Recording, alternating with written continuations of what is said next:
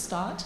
If people don't have programs, if there are any new people here, I see one, they're at the back, so you can see what you're going to hear this afternoon.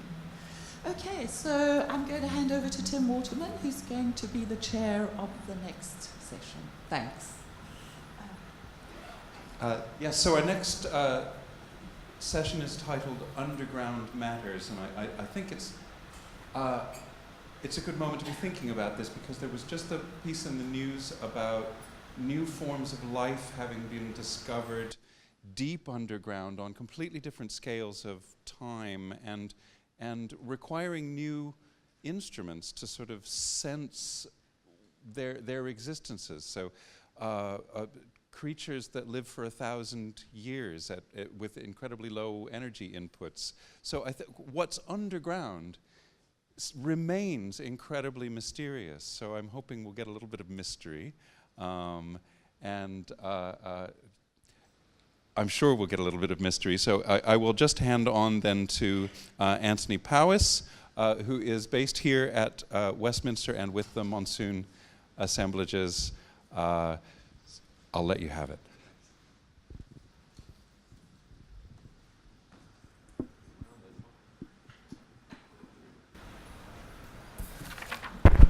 Yes, okay, hi. So I'm going to talk through some work. I'll put my slides up first.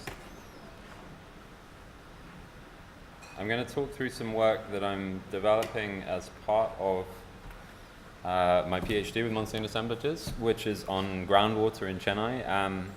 And I'm trying to see where some of this material has taken me in terms of an understanding of the potential uses of groundwater as a means to conceptualize and design within unstable environments. This is a piece which I think has a lot to do in conversation with things that we've been talking about today and yesterday, so I'm looking forward to lots of questions and discussion, and please do think about this.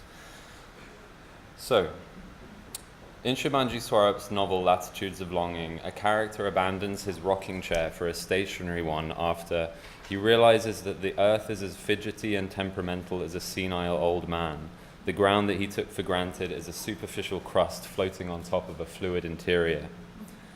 It is this realization that I wish to explore during this talk, that the ground on which we stand is capable of much more than static, passive support, that it has the capacity to surprise, that it is not in fact one thing, that there's not a thing called ground, but multiple grounds, saturated, seeping and sinking, and in this hybrid materiality of grounds and waters, not a surface of unconditional support, but a thick and complex three-dimensional environment, one which we rely on for many aspects of our lives, but which is not there purely for our own ends. The image on the screen is of an eruption of slurry into a residential street in the North Chennai neighborhood of Waterman in 2017, a few months after I started looking at groundwater for this project.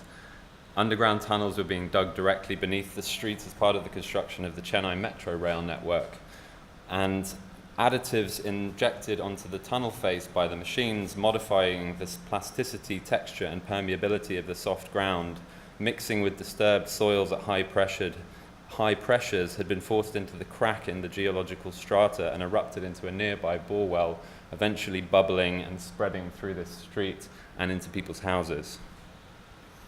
I'm going to utilize the growing archives of information connected with this project of the Metro Rail construction, geological surveys, borehole logs, live construction sites, press coverage and conversations as a way to start to think with groundwater as a vital component of urban infrastructure. In this way, the work doesn't look directly at groundwater, but at the multiple specific and contradictory ways in which we get at it. The argument is based upon a kind of archival research which takes as its material the many physical holes in the construction project, which are opened up as it transects the city, but also through the ways in which engineers, geologists, and other professionals represent and understand the groundwater environment and work within this material. So whilst this is a talk about instability, it is also about the ways in which we attempt to render these chaotic environments as stable. And I say render here because the process is something that occurs during the generation of representations. These documents are full of representations which mix technical information with visually derived imagery, such as this one, overlaying a perspectival projection of the tunnel path on photographs from the surface above. As Francois Julien reminds us in his essay Living Off Landscape, the word landscape was introduced as a technical term of painters. It refers not to material space, but to images. A view or prospect of natural inland scenery such as can be taken at a glance from one point of view, a piece of country scenery. That's from the Oxford English Dictionary.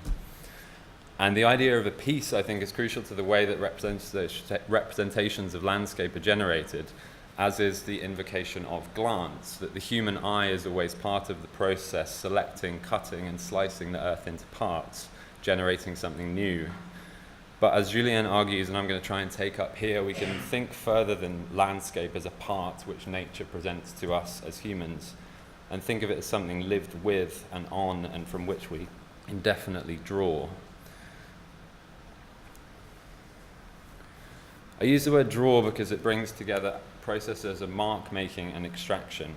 Making a drawing, like drawing water from a well, is an act of making something appear in the world, of taking something from a hidden place and bringing it to our attention.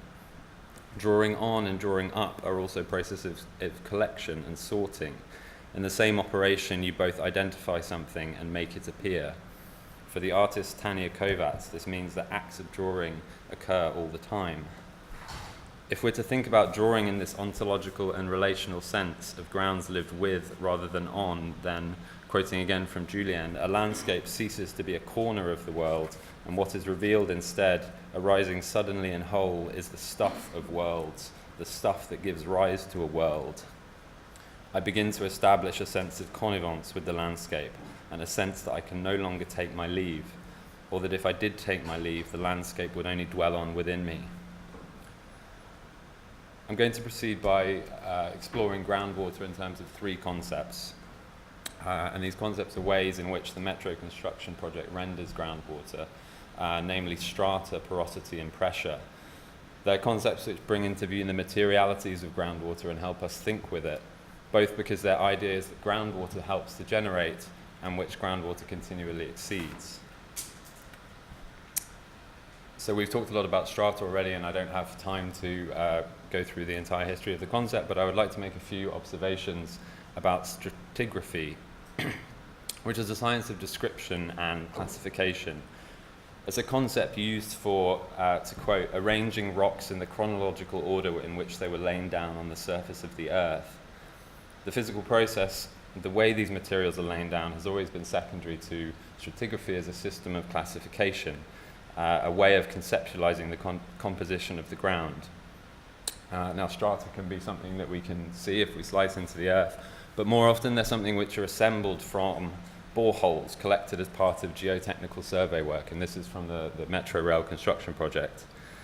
These cores provide the raw material for the stratigraphic sections. These cores in the image above have been removed by means of a boring rig which drives a hollow casing to a depth of 30 meters. The drilling rig and types of casing used are first selected according to presumptions about the conditions of ground that it will encounter. Some samples are taken for use in physical tests, and others, like these, are sealed with wax and become physical archives. The hole itself is utilized for measuring permeability and the water table, and the cores and holes, being vertical lines, are then used to produce a multi-dimensional picture of the subsurface. The classification of strata require judgments from the surveyor to set the boundary, to mark, sometimes physically on the samples, the point where one stratum ends and another begins. In order to exist, these strata need to be defined. And then the translation from vertical to horizontal occurs in the section drawing. The borehole locations are drawn first vertically, subdivided according to the agreed set of strata, and then connected to form these horizontal bands of material.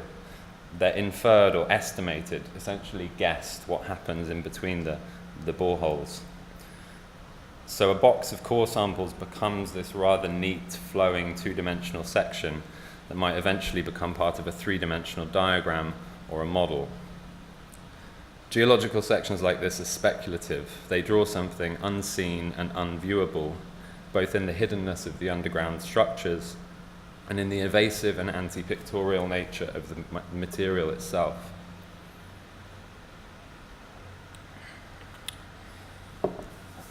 Because whilst the identification of ground as distinct strata attempts to render it knowable, the concept of porosity challenges this view by demanding that we engage with changeability, movement, and uncertainty. Water occurs within the ground because of voids or pore spaces within materials. This gives us both storage and permeability, the facility by which fluids move through materials. Hydrology developed as a discipline in the 19th century around quantifying these properties, porosity, storage, and flow, and developing written equations for them. Its roots are in municipal surveying operations, motivated by the quantification of water resources for the purposes of extraction. And this is from one of those foundational experiments on the movements of fluids through porous media. Those experiments are supplemented by later work, established a linear relationship between the rate of flows of fluids and the pressure gradient, as well as the coefficient of permeability of a material, which crucially was identified as not being a property of the solid material, but of a combination between the solid and the fluid. This means that groundwater is a relational material. It's indivisible into ground and water. Its properties are the result of the interaction between the two. Despite this, the quantification of such processes remained based upon the division of ground and water. Flows which are multidirectional and unequal were reconceptualized as two-dimensional, with secondary flows relegated to downward and upward leakage, defined by a parameter. And this is from a conversation with a geologist in Chennai. It's an approximation of real-world conditions. When you drill here, you might have 30 sequences, but I approximate to 2 or 3 to reduce the complexity. See, they all behave like one zone. It's actually very, very simple. This averaging of data and the separation of the porous medium from the fluid flowing through it attempts to make these flows manageable. But as I'm arguing, the solid material and the fluid cannot be divided, that the ground is not in fact a sponge.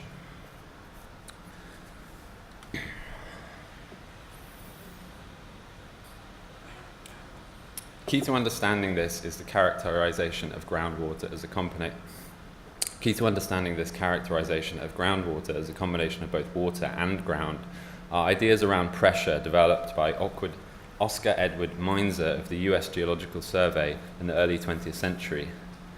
Mainzer developed his theory of compressibility from pioneering work on effective stress and consolidation in soils, the way that particles within a material behave in relation to one another under pressure. Using field measurements and the example of a train coming to rest in a station, Mainzer demonstrated that the load on the ground above was squeezing water out of storage. Under the increased load, the porous material is compressed, reducing the available pore space and forcing the groundwater out of storage, increasing the water table. If the water was removed, pumped out of the wells, then the effect of the train later leaving the station would be for the land to subside, as there was no longer the same quantity of water to hold it up. Stress was transferred from the water to the skeletal structure of the material, and if this consolidation was insufficient, the ground would subside. And this was only conclusively documented very recently in the mid-20th century. Before, it had always been thought that the structure of the material operated independently from the fluid. And this is a transformative idea because it establishes an important principle that land is not a holding vessel for water, as in the idea of the sponge, but that land and water are intimately connected, and that the storage and flow of groundwater are actually essential to the function of land. The combination of pore pressure along with the structure of the material does the holding up of the surface. Unlike Darcy, whose controlled laboratory experiments, which we saw earlier, allowed him to separate sand and water and quantify flow, Mainzer described how hydraulic capacitance is fundamentally relational, produced in the interaction between ground and water. So thinking about ground in terms of pressure, not strata, offers the image of a ground as squashy coordination of surface, wedges and beds, degrees of saturation, density and flows. Groundwater in this view becomes a material whose relationality is fundamental to its capacity as a resource on which we draw, its material presence starts to come through in thinking about it as couplings and stresses. It becomes clear that these more complex hydrogeologic environments cannot be represented by the idealized configurations of strata and porosity.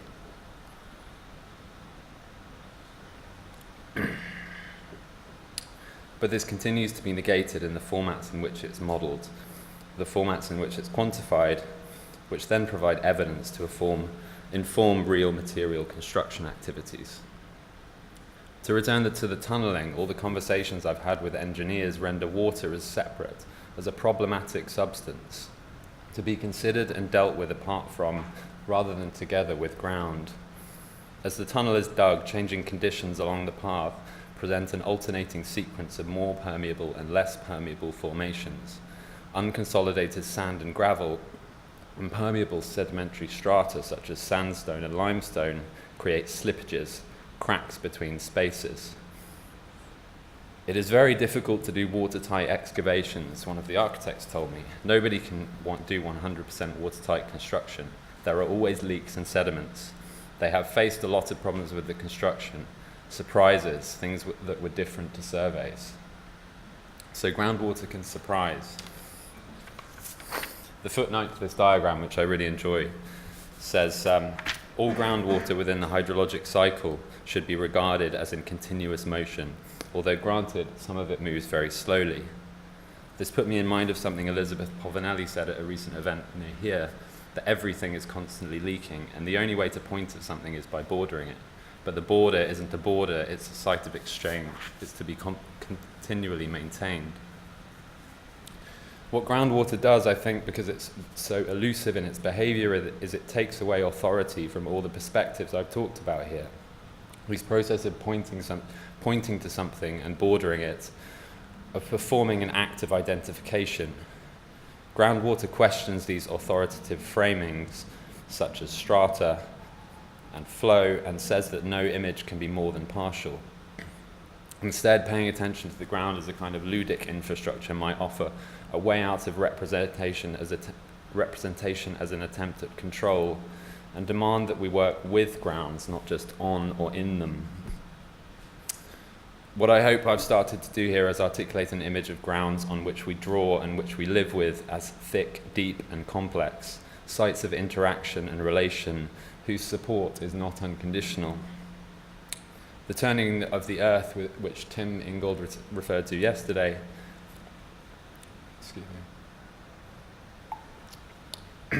the turning of the earth, or the portion of the groundwater parcelled off as leaking, or the cracking of strata, or the sinking of surface. These things are not the anomalies, but the processes which enable the system to exist. Leaking, sinking, swelling, and cracking are all conditions of relationality, which materials like groundwater help us to know. To return to the character we started with, abandoning his rocking chair, he tells us that the core of the earth remains a mystery, but it is fault lines that hold it all together. For every inch of new land created somewhere on a ridge, an older inch of land sinks into a crack. The cracks all balance it out.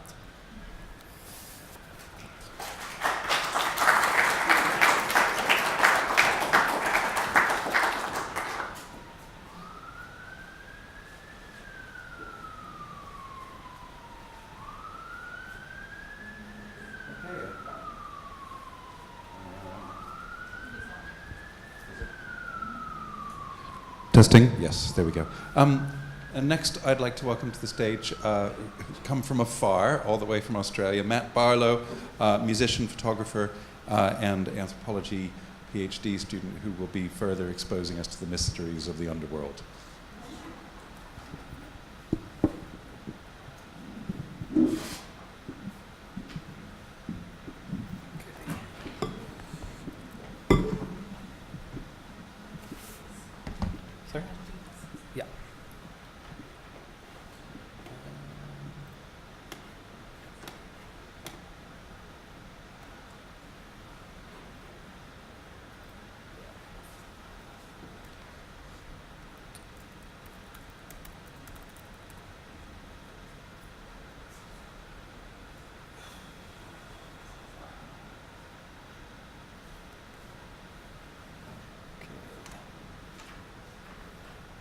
Okay, yeah, thanks. I've been dealing with a serious sort of chest cough thing for the last week since I arrived in London, so if I lose my voice or just explode into a coughing fit, then please excuse me.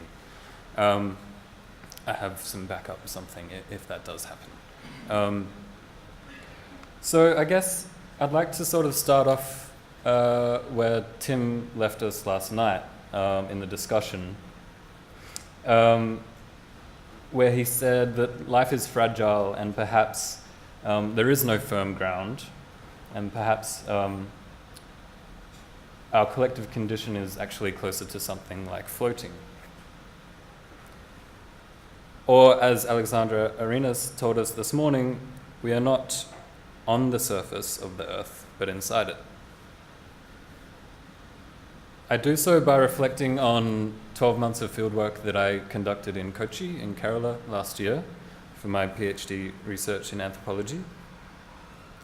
A place that I came to recognize as aquapelagic, or as an archipelago, sorry. An archipelago, according to Hayward, can be described as a social unit existing in a location in which the aquatic spaces between and around a group of islands are utilized and navigated in a manner that is fundamentally interconnected with and essential to the social group's habitation of land and their senses of identity and belonging.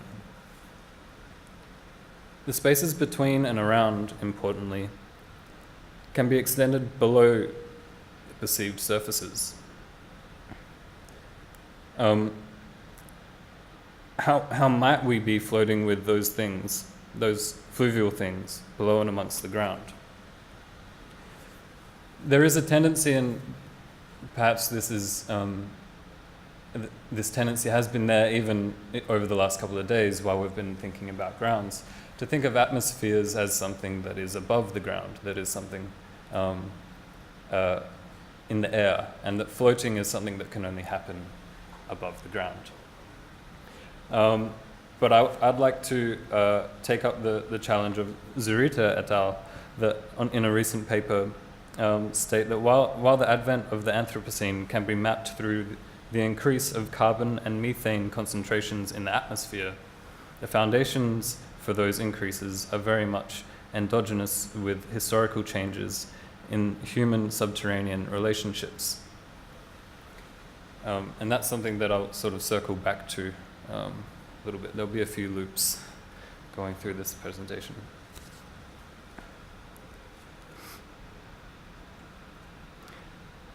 So one way to do that is to think with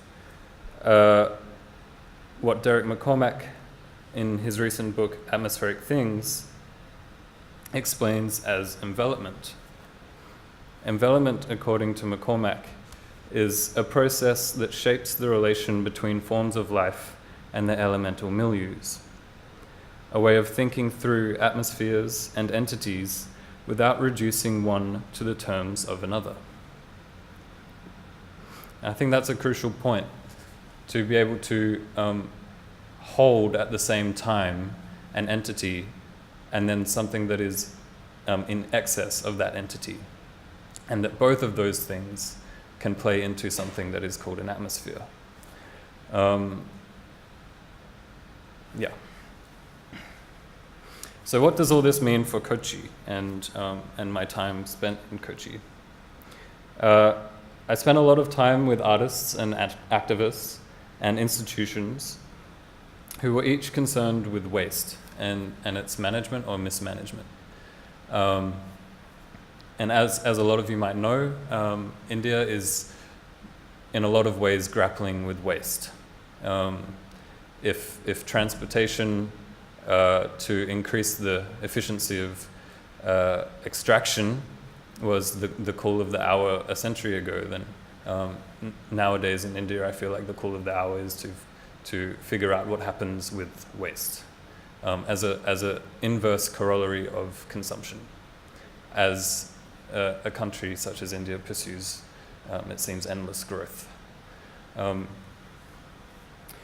And so this is very much true of Kochi, where if you were to go online now and look at the Hindu and go to the Kochi part of the Hindu newspaper, I'm sure you'll find at least half of the articles there about waste.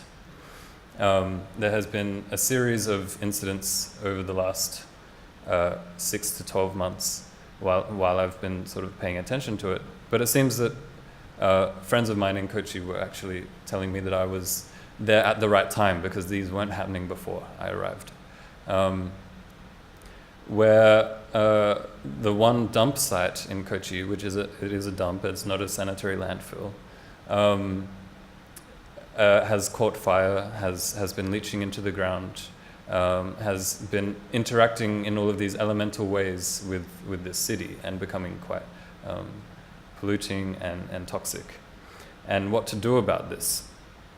And one of the things that has remained a problematic for finding a solution to this issue is water. And there's two ways that I understand this that might help through this discussion. One is through compost, and one is through a technology that is currently being pursued called waste to energy. Waste to energy plants essentially have to extract calories from plastic, and in order to do that, they have to dry the plastic, which takes a lot of energy, which then makes it more expensive to run and more laborious to run. So it's actually, a lot of these waste management technologies actually end up being about water and how to dry or increase wetness as an ideal sort of waste management strategy.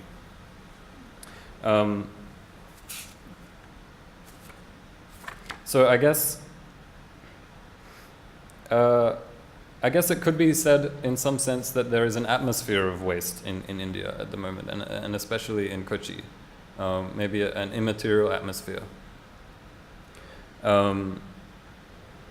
And two anthropologists, Assi Doran and Robin Jeffrey, in a recent book called Waste of a Nation, they point towards two characteristics unique to India that make transformations or transitions in waste management quite difficult to pursue. And I agree with them. They say that those two things are caste and population density. In relation to Kerala, they state, Kerala has backwaters, rivers, the ocean, a heavy monsoon, all of which were enough to carry away unwanted things in former times, but volume has outstripped capacity. And so I've started thinking about this, and instead of problematizing or trying to think through the watery aspects of this, they have instead decided to think about the volume or the capacity, or the sort of political, social issues around caste. And while I think that those things are definitely important and definitely need to be addressed, I think there is a tendency to treat the monsoon as something that is a foregone conclusion, rather than something that is a reassessment of what the monsoon is doing and how it is interacting with these technologies and these processes as something that needs to be addressed just as well as these other things. So I guess one of the ways that I've been thinking about this a lot, and one thing that I'm quite passionate about, as is Harry, who's sitting in the corner over there, sorry, is composting. And thinking about composting as lots of different things that I'll list out now without sort of diving into, just as sort of provocations. So I think of composting as moisture management, as it has to be not too wet and not too dry. I think of composting as a kind of caring for the monsoon, think of composting as turning ground. Think of composting as metabolic or elemental envelopment. Composting as an interruption in mastery. Composting as a nutrients generator.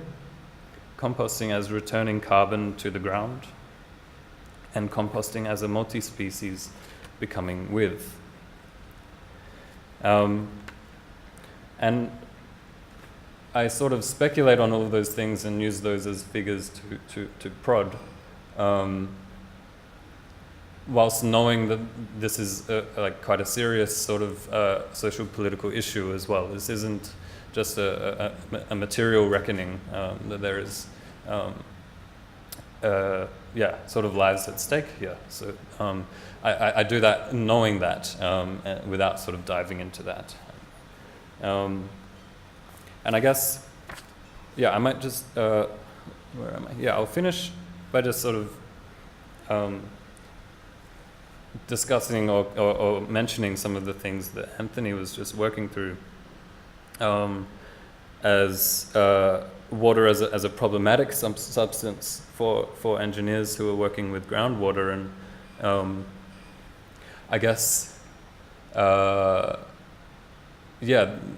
maybe it needs to become that for people who are working with waste, or maybe it needs to become more explicitly something that needs to be dealt with or worked with, instead of sort of being in excess of what waste management is. And yeah, I'll just there's a particular musician, William Basinski, who's written a series of pieces of music called disintegration loops. And I just want to play a little bit of one of those tapes now while you're looking at this. And if we can turn the lights down, that would be good. Am I in control of the lights?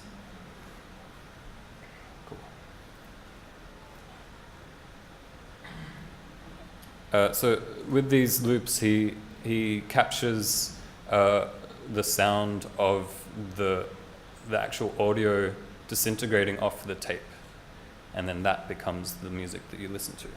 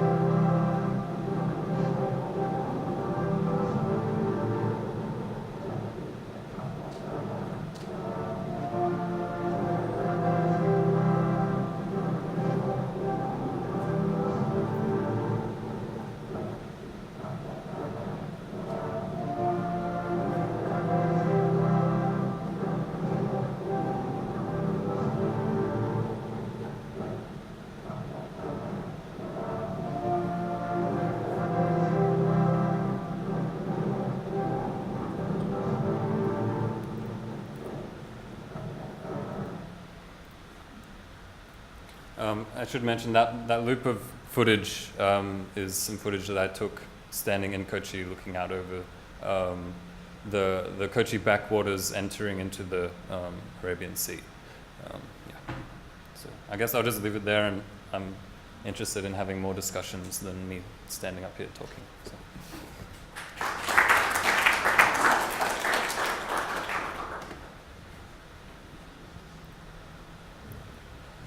Right, if I could invite both of you to come back and join me up here.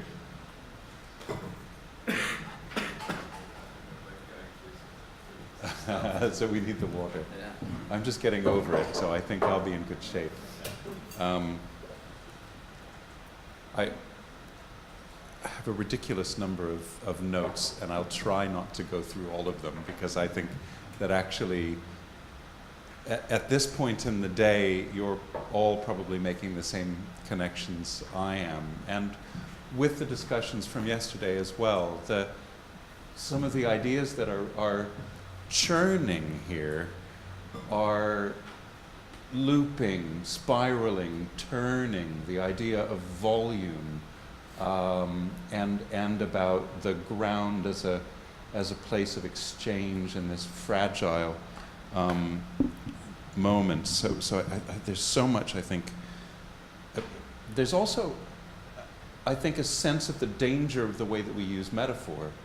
Anthony, when you said that the ground is not a sponge, and yet the sponge is a metaphor that we're constantly using to describe the way that groundwater behaves. You know, our metaphors can misguide us as much as they can help us.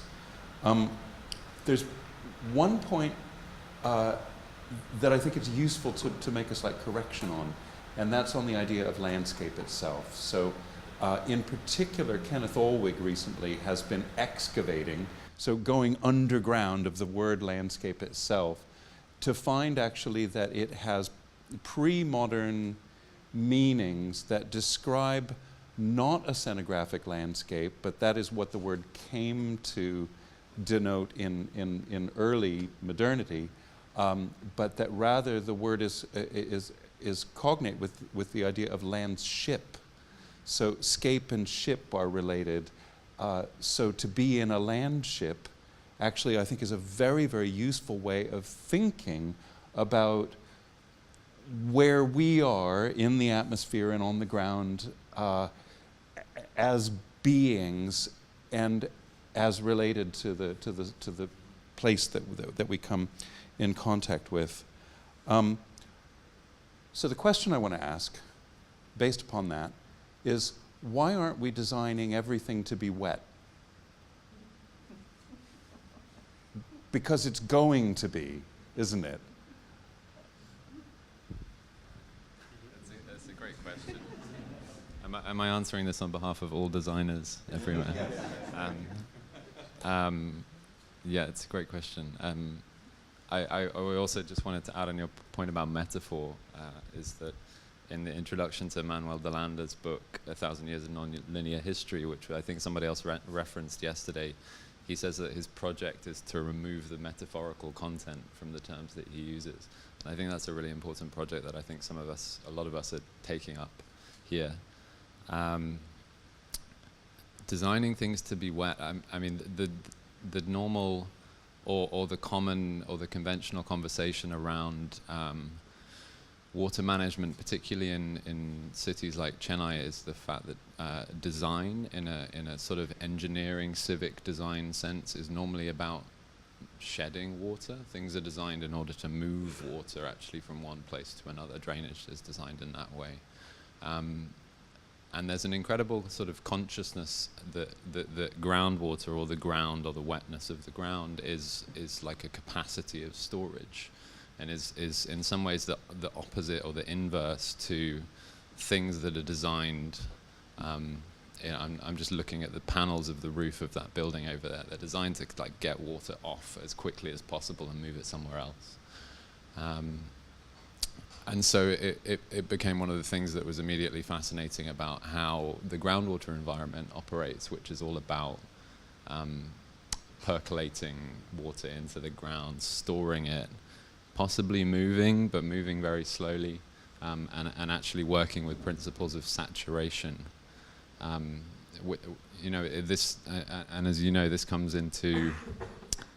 is coming into design conversations in places like London in quite controlled ways around slow the flow and rain gardens and things like this, of keeping water in places rather than getting rid of it. But still not sort of allowing things to be wet. So it's a great question. Do you want to? Yeah, I mean, I think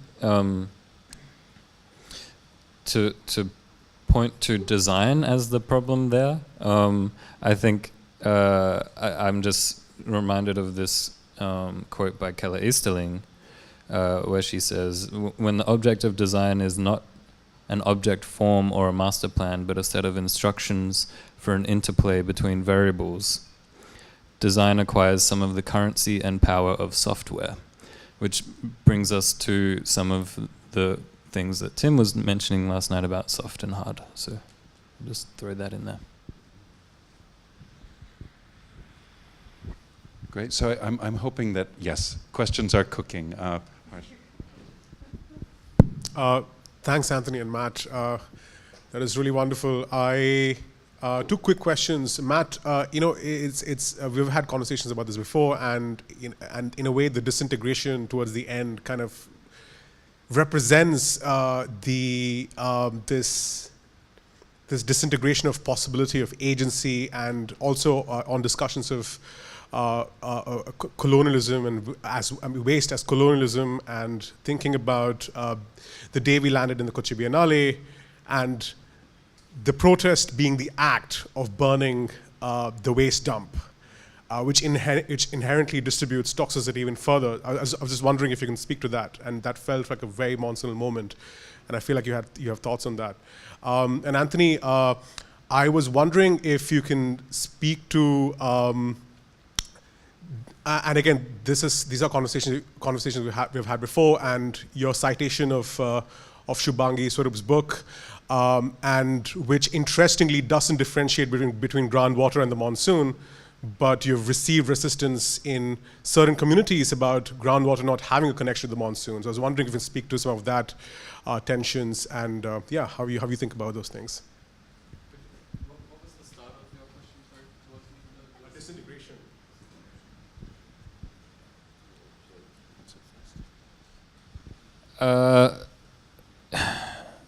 Yeah, I mean, that's something that I think about a lot, is how much agency we do have over these kinds of things, and I guess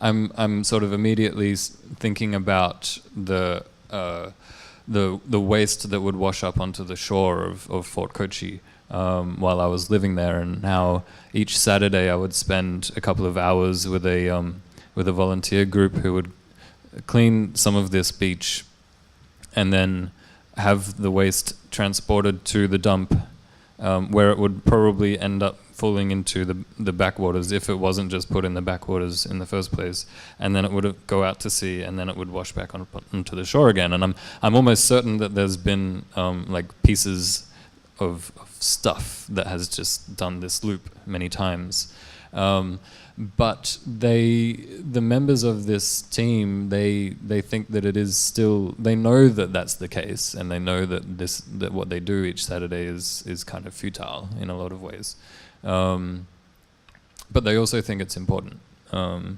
They think that it's there needs to be a presence of some kind that is accessible and that just sits there to push back. So I guess, that doesn't really address the question, but that's sort of where my brain went with that. And so I'm becoming more and more influenced by the Discard Studies blog and the sort of group of literature that is starting to emerge through Discard Studies that is edited by Max Le Boiron from Newfoundland University in Canada,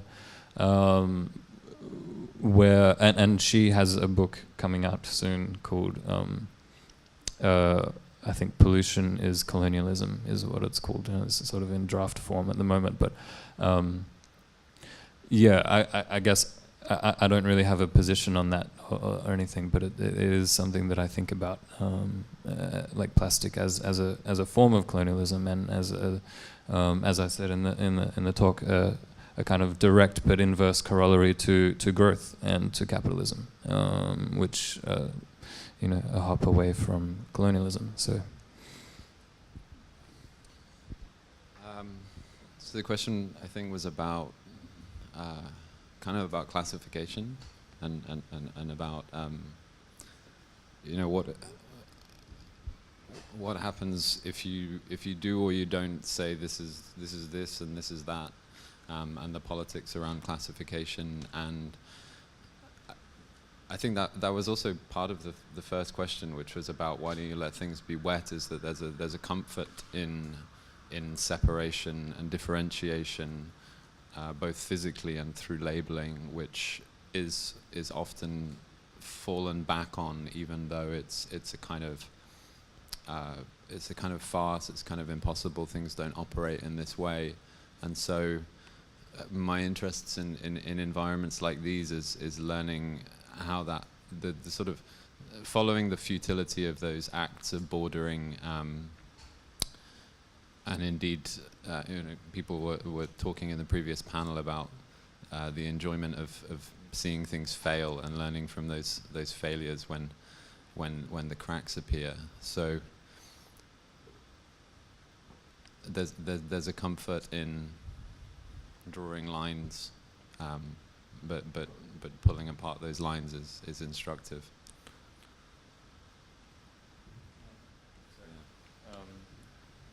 Yeah, just to revisit disintegration really quickly. I was just thinking about how plastics become potentially more harmful, more toxic as they disintegrate, as they get smaller.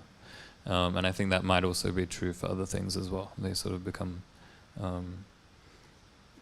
don't know, they fall through the cracks, I guess. But they're still toxic and harmful.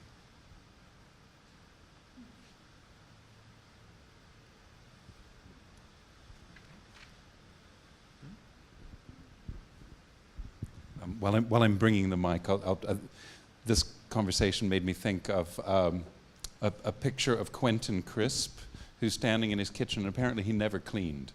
He would just let the dirt sort of pile up, because he said, if you clean it, it just comes back. So yes, please. Hi.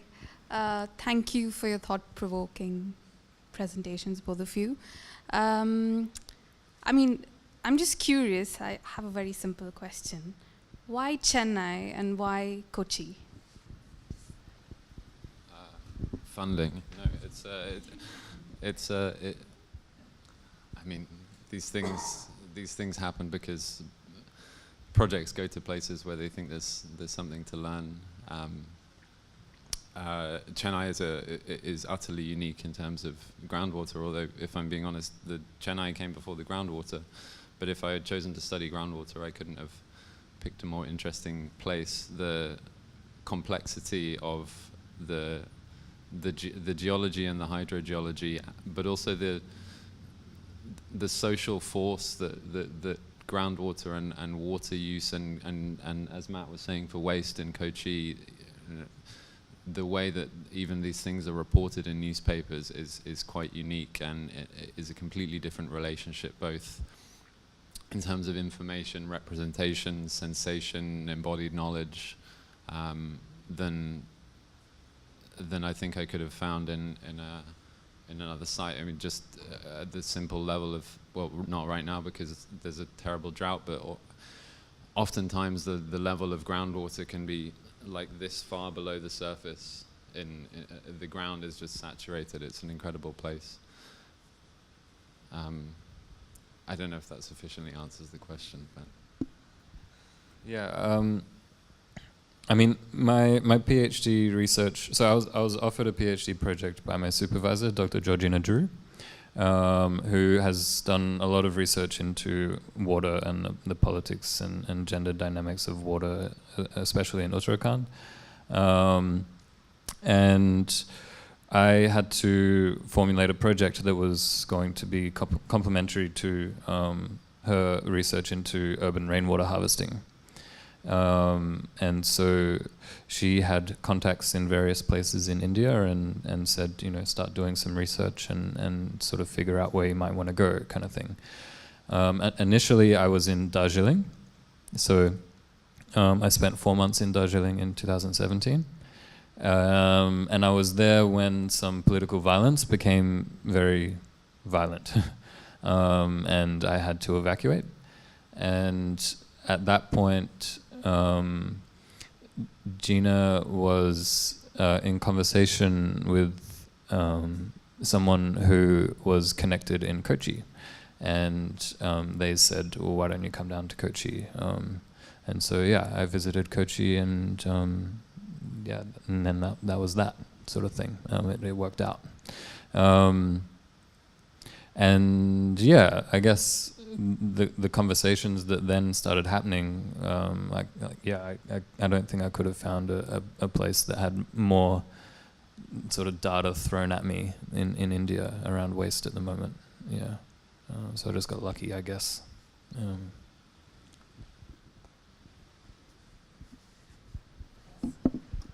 Thanks very much. There seems to me that there are no two issues that are more important politically in India today than groundwater and waste.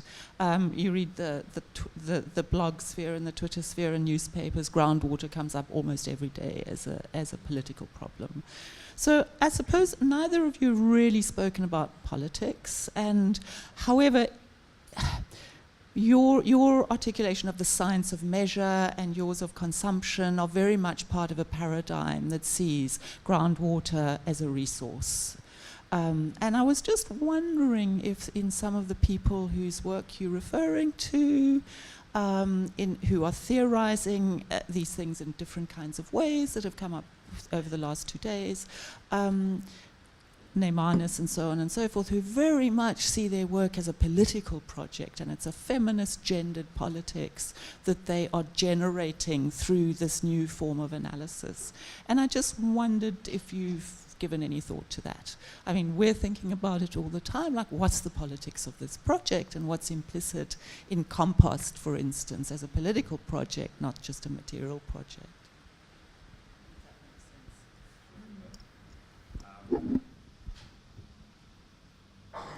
I think there's a part of this work which explores not just the way that those different agencies and institutions see groundwater as a resource or otherwise, but and the ways in which they measure it, but the ways in which they measure it differently, and the ways in which they see it differently and they value it differently. So some organization might value in terms of volume, some organization might value in terms of quality, some organization might value in terms of where it is and how we can move it somewhere else. And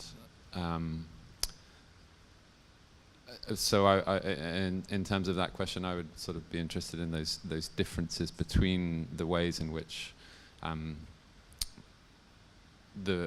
different groups treat it differently and have different degrees of perhaps kind of access, control, leverage, but then the degree to which sort of this project could enter into a political conversation is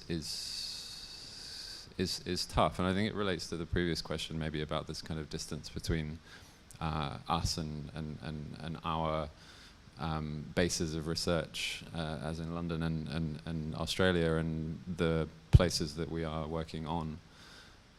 Certainly for me, so it's a complicated question for me.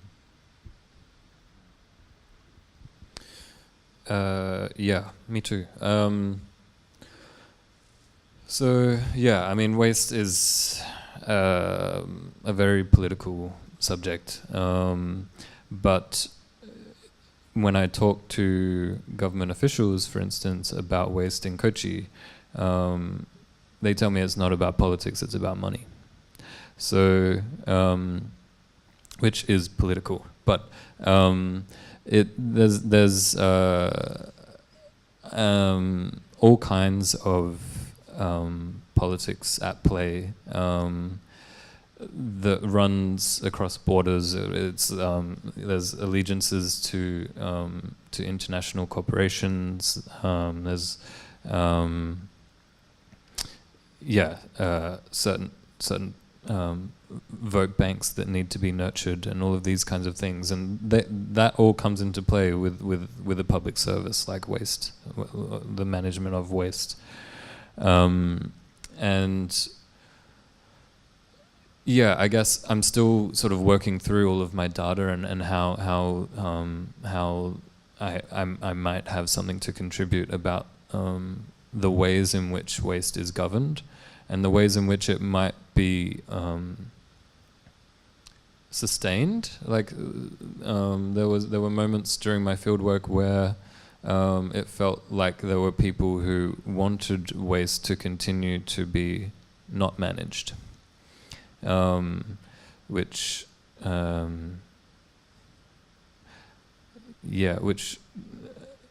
just made me think of a term by Kyle White, who talks about insidious loops, insidious loops of just keeping things going in particular ways for extraction. Like, and at that point, it is part of a sort of colonial, post-colonial, colonial issue.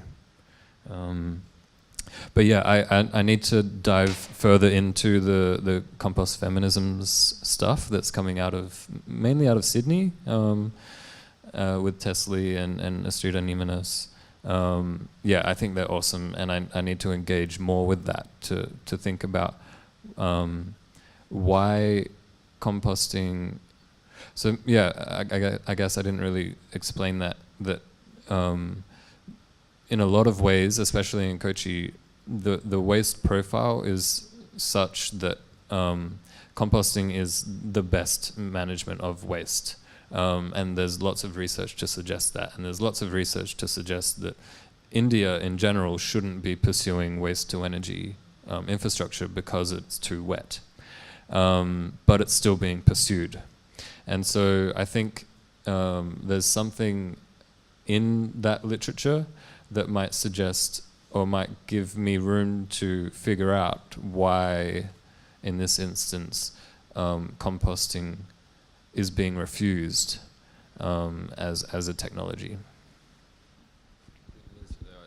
The other thing I would say to that is it's also it's evolving. Like this picture and the image that I started with of that sort of eruption, that just happened 3 months into figuring out what I was doing for the PhD. So it really just came at me, and the fact that now these conditions are worse. There's this incredible drought. The conversation is all around drought. People are talking about, okay, well, Chennai is running out of water. Is that a problem? Well, yes, it is, but it's a problem also not just for Chennai, but the areas around Chennai, where Chennai is going to draw its water from and leave those other places. So other than sort of taking a view on that now, I think this is something which continues to evolve and is kind of a live feature of the work that I'm doing, and maybe needs to be processed at a certain point when I've seen where that will go.